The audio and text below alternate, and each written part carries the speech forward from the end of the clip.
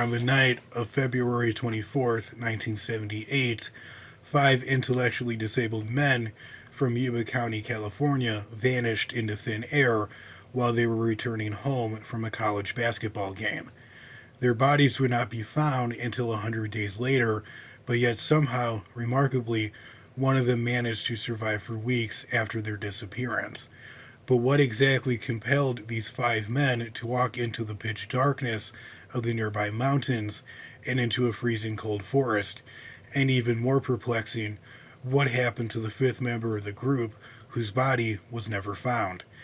The Yuba County Five, who were also known as the Boys around their small town, were a group of five men from Yuba City, California.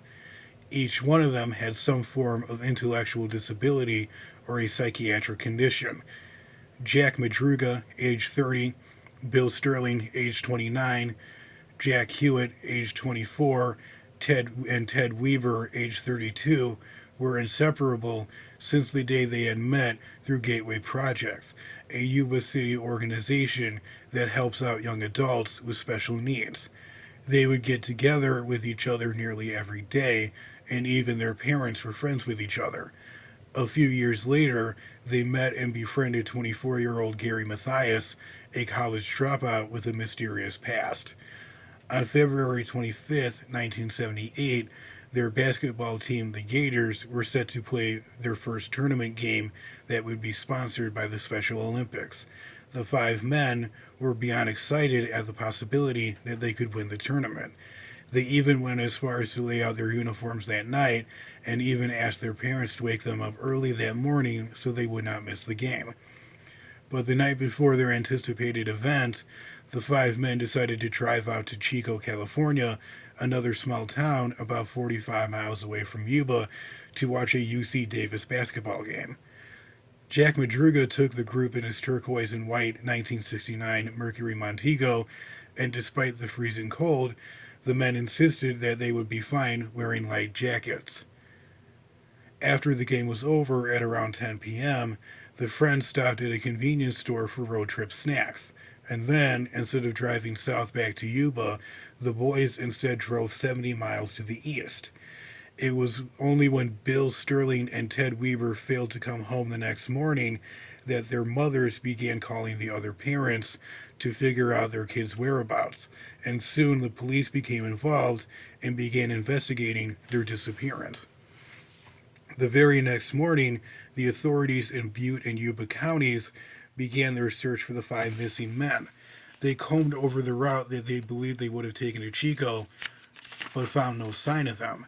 On the night of the men's disappearance, a Plumas National Forest ranger found Jack Madruga's car along the Orville Quincy Road. The ranger did not initially report seeing the car, as many people often drove up there on the weekends to do cross country skiing and other outdoor activities. However, it was only after seeing a story on the news about the five men's disappearance that he then recognized that car and informed authorities about seeing it on February 28th. When the police found the car and opened it, they found that nearly all of the snacks had been eaten and strewn about inside the car. The program for the basketball game was in the back seat, and the car still had a quarter tank of gas. The evidence suggested that the men had been inside the car between the time they were last seen and when it was abandoned. The keys were gone, and the discovery of the car only raised more questions. Questions such as, why was the car 70 miles away from Chico? None of the family members of the five missing men could even begin to speculate as to why the young men had driven up a long, winding dirt road on a winter night towards a remote forest without even bringing a jacket. The authorities were also puzzled that the men had abandoned the car to begin with. It was stuck on some snowdrifts, and evidence suggested that they attempted to get it out of the snowdrift, but the snow was not even that thick. It would have been easy for the men to dig it out with their own hands. When the car was towed back to the police station for a thorough examination, the police found no dents or gouges, not even on its low-hanging muffler, which made no sense as the car had driven a long distance up a very bumpy road, a situation that Jack Madruga had no experience with. The car was found unlocked, with one of the two windows rolled down. Jack Madruga's family said that it was not like him to leave his own car unsecured. In response to the countrywide media coverage the case had garnered, the authorities received numerous reports of sightings of the five men after leaving Chico, and while most of these reports were dismissed, two reports stood out. The first one was by a man by the name of Joseph Shones, who told investigators that he had involuntarily spent the night of February 24th near where the car was eventually found. His car got stuck in the snow, and as he was trying to free it, he started to experience the symptoms of a heart attack.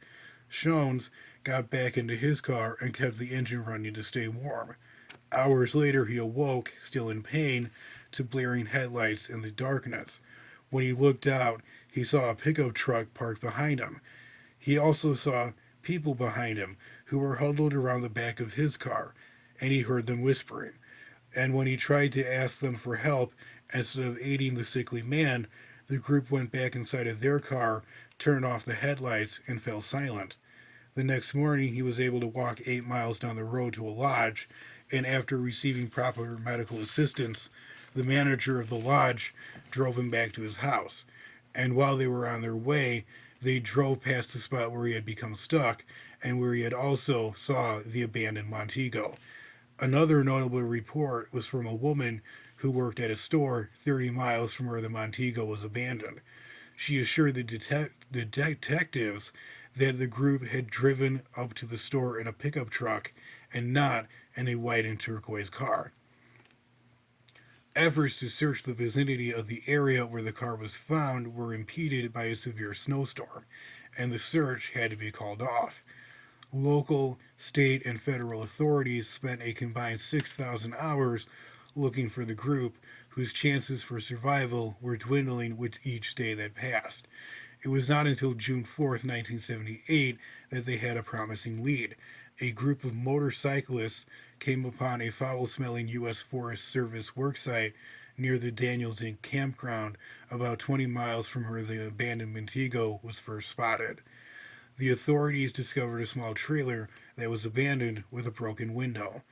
A recovery team spent hours clearing the tree branches from the path before they could reach the trailer. When they got inside the trailer, they found empty cans of food, extra clothing, books, and most disturbing of all, Ted Weber's body. He was found under layers of blankets with his hands resting on his chest. He appeared to have suffered from blood poisoning, gangrene, and even lost 5 of his fingers to frostbite. Forensic analysis indicated that despite the rough shape he was in, he managed to survive for about a month and a half after going missing. A propane tank that was found outside of the trailer could have provided heat, but was untouched. The food had been opened with an Army-issued can opener, something that only Jack Madruga or Gary Mathias would have known how to use, as they had spent some time in the service. Mathias' sneakers were also found inside the trailer, and there were no shoes on Ted Weber's body, leading investigators to believe that Mathias was inside the trailer long enough to swap footwear. Jack Madruga and Bill Sterling's bodies were found a couple of days later, about 8 miles away from the car. The Yuba County coroner classified Jack Madruga and Ted Weber's death due to hypothermia and exposure to the elements, but the cause of Bill Sterling's death remains unknown. On June 8, 1978, Jack Hewitt's father, who had joined investigators on their search, found his son's remains. Mathias' body was nowhere to be found, and 2 weeks later, the police called off their search. The 5 men's disappearance caused a lot of questions to be asked. Why was the car abandoned? Why did the men venture out into the freezing forest at midnight? Why did they drive through 20 miles of dangerous snowdrifts and darkness only to break into a small and unheated trailer? If someone was chasing them, why was the car not damaged? Why did Joseph Shones and the women see them in a red pickup truck if the men had drove a white and turquoise Montego? The investigators could not prove foul play, but could not rule it out as a possibility either. They did not even know if Gary Mathias was dead, but they believed that his body was probably somewhere in the woods waiting to be found. The Yuba County Sheriff Jack Beecham described the incident as, quote, bizarre as hell. With no explanation as to why they were there, some believed that the five men got lost and ended up driving in circles until they got tired. But Jack Madruga's mother, Mabel, did not believe this possible explanation. She was convinced that something sinister had happened to them, claiming, quote, there was some force that made them go up there. They would not have fled off into the woods like a bunch of frightened quail. I know good and well that somebody made them do this. Ted Weiber's sister-in-law said, quote, they must have seen something at that game, in that parking lot. They might have seen it and did not realize that they had seen it until it was too late. Family members of the five men argued that they must have been frightened of someone or something in order to flee.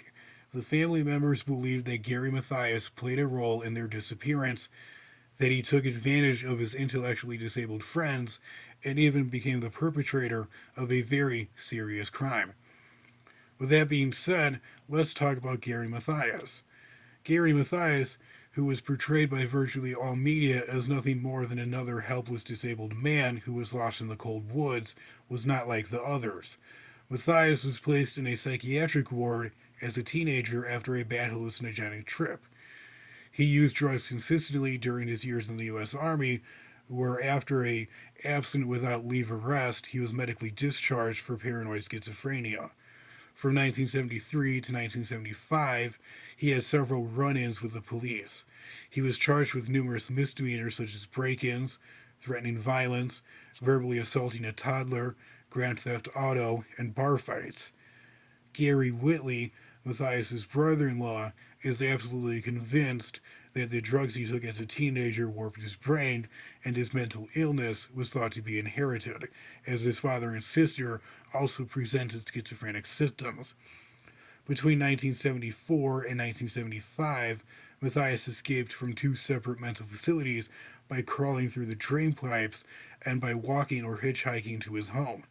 In 1975, he walked all the way from his grandmother's house in Oregon all the way to California, and he ate dog food to stay alive during his 540-mile trek. That same year, a Yuba County couple woke up to find Mathias in their bedroom staring at them. And that was Mathias's last significant incident. He began taking his medication daily, his path straightened out, and in the 2 years leading up to his disappearance, he had no run-ins with the police. He even somehow managed to join Gateway Projects and became friends with the boys only a few months before their disappearance. Since he was not intellectually disabled like the other boys, their parents did not like the idea of Mathias hanging out with them. Robert Pennick, the boys' Special Olympics coach, told investigators that even though Mathias was under medication, he felt that he could snap at any time. Perhaps Gary Mathias, with his undeniably suspicious past, was also the victim of the same inexplicable circumstances, or maybe he was secretly off of his medication and inadvertently brought his friends out to their deaths on a schizophrenia-induced adventure. Maybe he is still alive today. Investigators in the Yuba County Sheriff's Office have occasionally revisited the case from time to time, but interest in the case has decreased in the last 40 years since the incident occurred. And even if new revelations were to be revealed, nobody would hear about them, as nearly all the boys' family members have since passed away. It seems that everyone has all but forgotten those five young men who lost their lives on that night in February of 1978.